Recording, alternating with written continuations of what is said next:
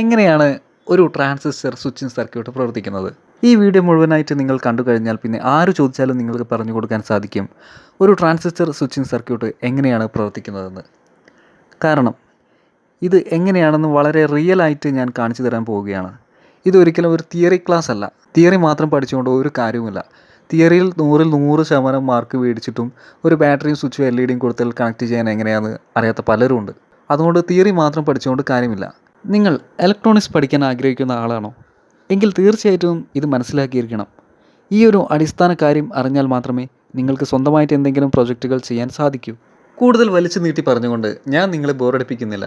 ആദ്യം ഒരു NPN ട്രാൻസിസ്റ്ററിൻ്റെ switching എങ്ങനെയാണെന്ന് മനസ്സിലാക്കാം. ഈ സർക്യൂട്ടിന് വേണ്ടിയിട്ട് ഒരു BC 547 NPN ട്രാൻസിസ്റ്ററാണ് നമ്മൾ എടുത്തിട്ടുള്ളത്. കൂടാതെ ഒരു LED-യും 1K റെസിസ്റ്ററും അതുപോലെ ഒരു 100K റെസിസ്റ്ററും എടുത്തിട്ടുണ്ട്. ഈ സർക്യൂട്ടിന് ആവശ്യമായിട്ടുള്ള പവർ ഒരു 12 വോൾട്ട് ബാറ്ററിയിൽ നിന്നാണ് നൽകുന്നത്. ഇനി ഈ ഒരു സർക്യൂട്ടിലെ ഈ ഒരു ട്രാൻസിസ്റ്റർ സ്വിച്ചിങ് ആവാൻ വേണ്ടിയിട്ട് ഈ ട്രാൻസിസ്റ്ററിൻ്റെ ബേസിലേക്ക് ഒരു പോസിറ്റീവ് ചാർജ് നൽകിയാൽ മതി. ഇപ്പോൾ ബാറ്ററിയിൽ നിന്നും ഒരു 100K റെസിസ്റ്റർ വഴി ഞാനൊരു പോസിറ്റീവ് ചാർജ് ട്രാൻസിസ്റ്ററിൻ്റെ ബേസിലേക്ക് നൽകുന്നു. LED പ്രകാശിക്കുന്നു. ഇനി ഈ ട്രാൻസിസ്റ്ററിൻ്റെ ബേസിലേക്ക് നമുക്കൊരു നെഗറ്റീവ് ചാർജ് നൽകി നോക്കാം. കണ്ടോ, നെഗറ്റീവുമായിട്ട് ഈ ഒരു റെസിസ്റ്റർ കണക്ട് ചെയ്തപ്പോൾ LED പ്രകാശിക്കുന്നില്ല. ഇനി ഈ ഒരു BC 547 ട്രാൻസിസ്റ്റർ ഒഴിവാക്കിക്കൊണ്ട് നമുക്ക് ഒരു PNP ട്രാൻസിസ്റ്റർ കണക്ട് ചെയ്ത് അതിൻ്റെ സ്വിച്ചിങ് എങ്ങനെയാണെന്ന് മനസ്സിലാക്കാം. ഇതിനായിട്ട് BC 557 ട്രാൻസിസ്റ്ററാണ് എടുത്തിട്ടുള്ളത്. ഇതിൻ്റെ ബേസിലേക്ക് നെഗറ്റീവ് ചാർജ് നൽകുമ്പോൾ LED പ്രകാശിക്കുന്നതായിട്ട് കാണാം. എന്നാൽ പോസിറ്റീവ് ചാർജ് നൽകുമ്പോഴോ LED പ്രകാശിക്കുന്നില്ല. ഇതിൽ നിന്നും നമുക്ക് എന്ത് മനസ്സിലാക്കാം? ഒരു NPN ട്രാൻസിസ്റ്റർ സ്വിച്ചിങ് ആവാൻ വേണ്ടിയിട്ട് അതിലേക്ക് പോസിറ്റീവ് ചാർജാണ് നൽകേണ്ടത്. എന്നാൽ PNP ട്രാൻസിസ്റ്ററിലേക്കോ നെഗറ്റീവ് ചാർജും. ഇതെങ്ങനെ ഓർത്തെടുക്കാം? നമ്മൾ ആദ്യം NPN എടുക്കുക, അതായത് NPN. അതിൽ നടുക്ക് കാണുന്നത് P അല്ലേ, പോസിറ്റീവ്. അപ്പോൾ അതിലേക്ക് പോസിറ്റീവ് ചാർജാണ് നൽകേണ്ടത്. ഓക്കെ. പിന്നെ ഉള്ളത് PNP, അതായത് നടുക്കുള്ളത് N, നെഗറ്റീവ്. PNP ട്രാൻസിസ്റ്ററിലേക്ക് നെഗറ്റീവ് ചാർജാണ് സ്വിച്ചിങ് ആവാൻ വേണ്ടിയിട്ട് നൽകേണ്ടത്. ഇത് ഓർമ്മിച്ച് വെച്ചാൽ മതി. ഇപ്പോൾ നിങ്ങൾ ചിന്തിക്കുന്നുണ്ടായിരിക്കാം, ഈ റെസിസ്റ്ററുകളൊക്കെ എന്തിനാണ് ഉപയോഗിച്ചിട്ടുള്ളത്? LED-യുമായിട്ട് ഒരു 1K റെസിസ്റ്റർ കണക്ട് ചെയ്തിട്ടുള്ളത് കണ്ടില്ലേ?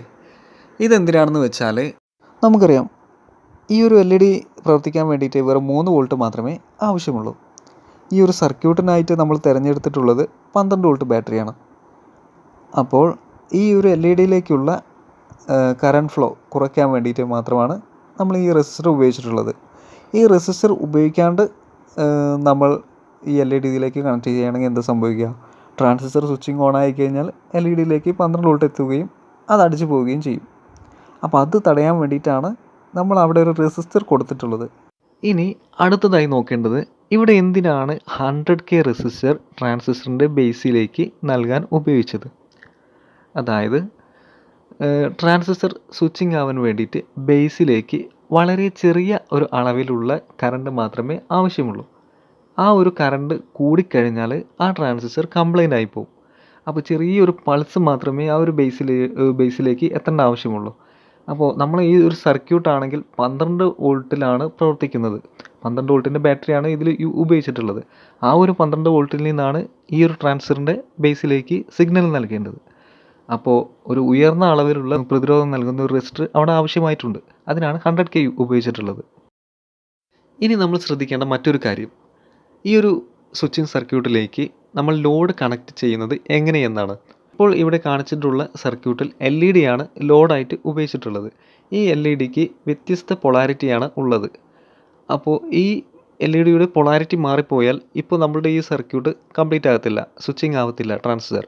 അപ്പോൾ നമ്മൾ ശ്രദ്ധിക്കേണ്ടത് എന്തെന്ന് വെച്ചാൽ, LED-ക്ക് പോസിറ്റീവും അതുപോലെ നെഗറ്റീവും ഉണ്ടല്ലോ. അപ്പോൾ LED-യുടെ പോസിറ്റീവ് ബാറ്ററിയുടെ പോസിറ്റീവിന് നേരെ വരണം. എങ്കിൽ മാത്രമേ ഈ സർക്യൂട്ട് കംപ്ലീറ്റ് ആകത്തുള്ളൂ. ഇനി എൻ്റെ പ്രിയപ്പെട്ട സുഹൃത്തുക്കളോട് എനിക്ക് പറയാനുള്ളത് എന്തെന്ന് വെച്ചാൽ, ഈ ഒരു സർക്യൂട്ട് നിങ്ങളുടെ സ്വന്തം കൈകൊണ്ട് നിർമ്മിക്കുക. ഇതിൽ ഉപയോഗിച്ചിരിക്കുന്ന കമ്പോണൻസിനൊക്കെ വളരെ ചെറിയ വിലയേ ഉണ്ടാകത്തുള്ളൂ. 12 വോൾട്ട് ബാറ്ററി നിങ്ങൾക്ക് കിട്ടിയില്ലെങ്കിൽ 9 വോൾട്ട് ബാറ്ററി ഉപയോഗിച്ചാലും മതി. ഇത് സ്വന്തമായി നിങ്ങൾ ചെയ്ത് മനസ്സിലാക്കി കഴിഞ്ഞാൽ ഒരിക്കലും നിങ്ങൾ മറന്നു പോകത്തില്ല. എക്സാമിനൊക്കെ പഠിക്കുന്ന കുട്ടികളാണെങ്കിൽ എക്സാമിനൊക്കെ ഇതേപോലെ ഒരു ട്രാൻസ്ഫർ സ്വിച്ചിങ് ഡയഗ്രാം ഒക്കെ വരയ്ക്കാൻ എക്സാമിന് ചോദിക്കുകയാണെങ്കിൽ നിങ്ങൾക്ക് നിങ്ങളുടെ ഈ ഒരു ചെയ്തൊരു എക്സ്പീരിയൻസ് വെച്ചുകൊണ്ട് നിങ്ങൾക്ക് പെട്ടെന്ന് അത് വരയ്ക്കാൻ സാധിക്കും.